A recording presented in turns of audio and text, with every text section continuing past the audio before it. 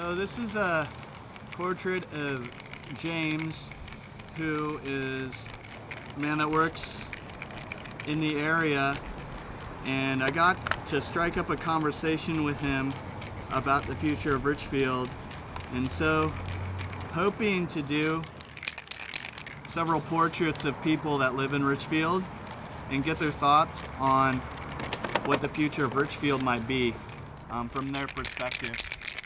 This avenue, Lyndale Avenue, is a main thoroughfare for lots of people, and if you just sit out here for more than, 5 minutes, you'll see how many different types of people walk by here.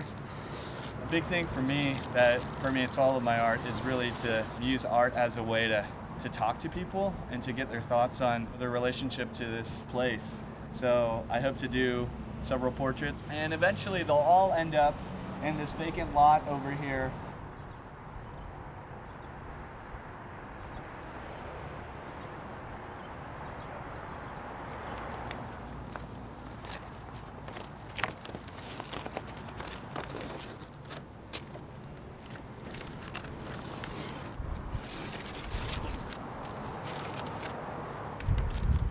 So when you drive by, hopefully you'll get to see a face of a neighbor and portrayed in a different way. Hey, how's it going? So, yeah, pretty happy with it. Why I'm really interested in James is because he's a hard worker. He's somebody that really wants to work and can't find the work. I mean, I worked a lot in contemporary art, and a lot of it for me was like struggling with art's place in society, what relationship it actually has to this brick and mortar and to this park or this vacant lot. And so I started doing a lot of projects that were really based around my own neighborhood and my relationship to the neighborhood.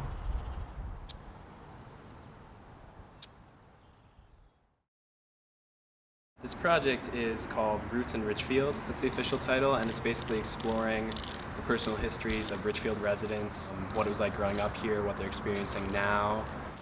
It's definitely an area that's changing really fast with the co-op coming up and new restaurants and stores popping up right along Lyndale.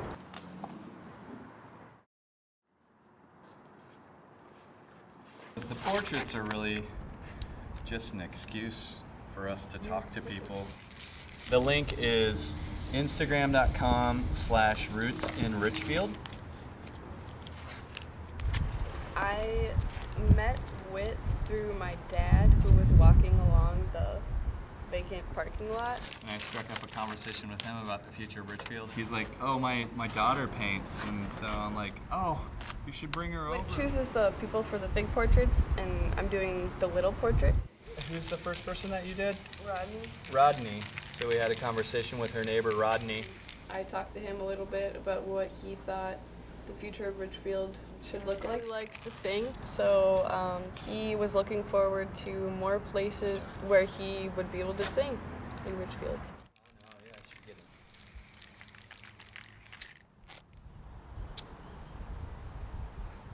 Part of the project is really just bringing kind of common voices, or people that work at a gas station, or people that mow the grass.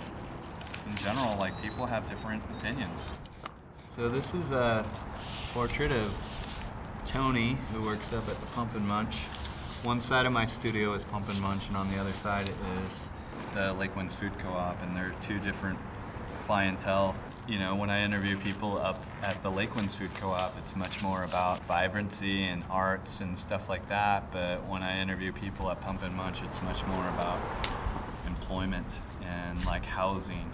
Right now we're painted some stripes on it. They're all gonna have a motif with the stripes. And then I'm gonna fine tune it a little bit more, work on the painting just a little bit more, and then we'll poly coat it, and then it will go up.